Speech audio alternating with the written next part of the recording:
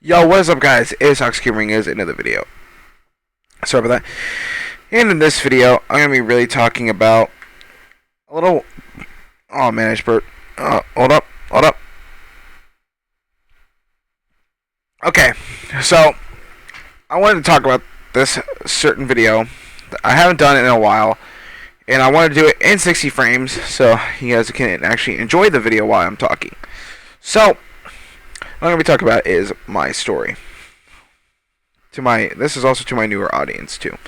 So, my story. My name is Seth Ho, aka Toxic. If you guys did not know that, I have been playing competitive Call of Duty for 5 years. I've been playing since I was 11. And I've been playing competitive gaming for almost 6 years. I played Halo for a year. I played a little bit of Gears of War at times, maybe like a couple of weeks of that. And then mainly it's been Call of Duty. I started on Halo. I really didn't see much success in it, and so I moved to Call of Duty back in Black Ops 1. So I've been playing for almost 5 years now, and I've enjoyed pretty much every single moment of it.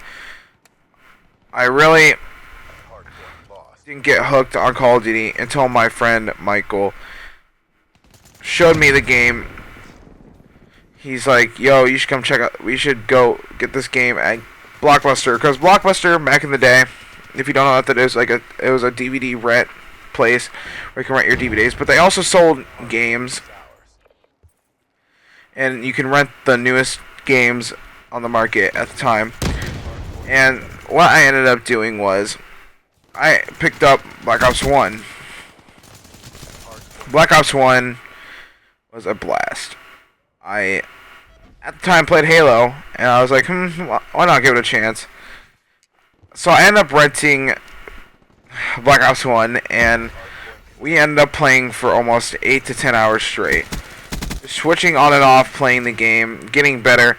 And my shot was pretty decent from Halo. I'm not trying to sound like Cliss or anything, but that was the truth, and I actually had a pretty decent shot from Halo. So it wasn't really hard to get to the use of the game, but it was a lot faster pace than Halo. So I ended up loving it to death. It all started on Search and Destroy public match, just trying to see who can get the most kills and all that kind of stuff. But after about 2 months roll by, wait, no, this is actually Modern Warfare 2 when I picked up my first Call of Duty. And what ended up happening was, Modern Warfare 3 and Black Ops 1 roll around. I played both of those games a lot, but mainly it was Black Ops 1 that got me started.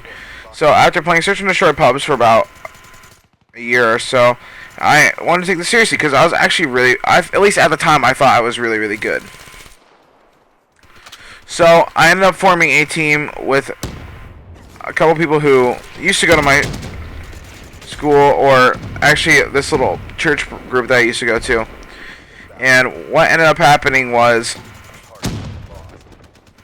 we attended a little GameStop LAN in Columbus, and we ended up placing top 8. We only had to win one match, but it was still an overall good experience. And we played actually against a bunch of kids who were younger than us, so we felt pretty good, but also really bad at the same time. But yeah, so I didn't play very well at that event, but my teammates were really, really good because they were experienced and they've been playing for a good amount of time before I did. But I loved it so much that I continued to better myself. But at the time, I was going through middle school, and I had a lot of social awkwardness, and I didn't stand up for what I thought was right a lot of the times, and what was actually right, and I didn't do that, and that maybe, cost me a couple years of pain, but it's all good now. It's over with that period of time. But what ended up happening was I went through depression in 7th grade. I still have, your little depressing moments, but that was when I really had probably the worst years of my life in 7th grade. And I had a lot of nights where I didn't want to get on because I got bullied a lot, guys. I mean, a lot of you maybe don't think that who watch me, but I actually really did. I got picked on a lot. You know, just telling me whenever I try to talk, telling me to shut up every time, not really having my say at things. And it really hurt growing up when that had to happen. But I ended up growing as a human and learning how to stand up for myself a little bit. But overall, middle school was a rough year. Rough years in my life.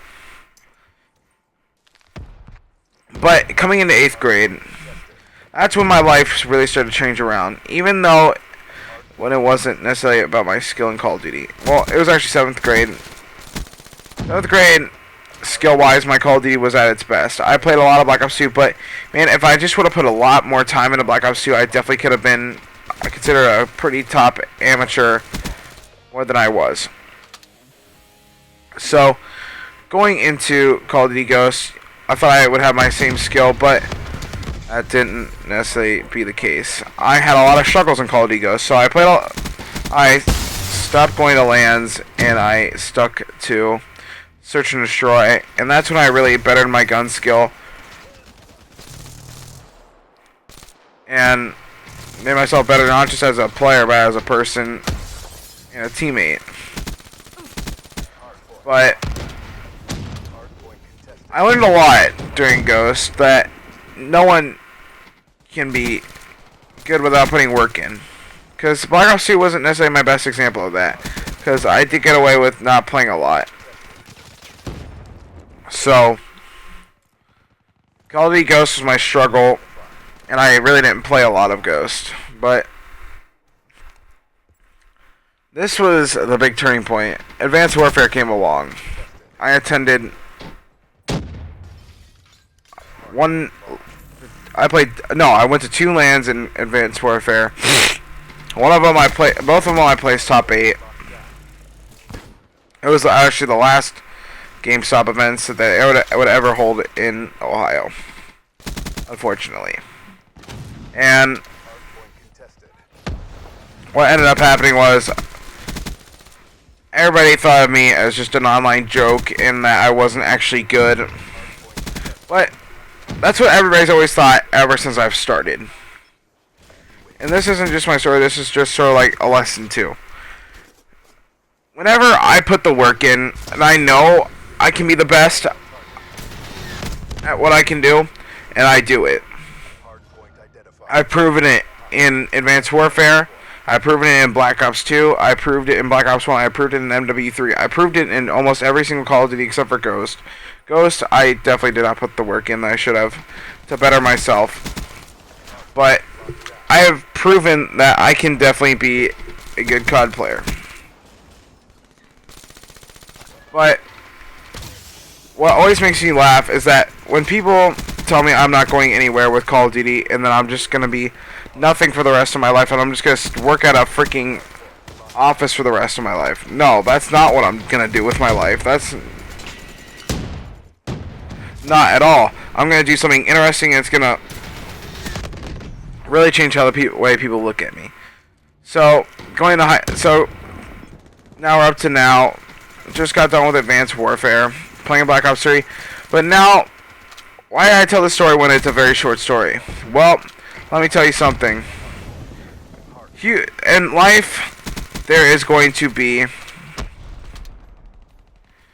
a lot of challenges. And trust me, I'm not even remotely close to life's challenges. I have a pretty freaking good life. I haven't really had to work a day in my life. Sure, I've had my mental challenges, but everybody does.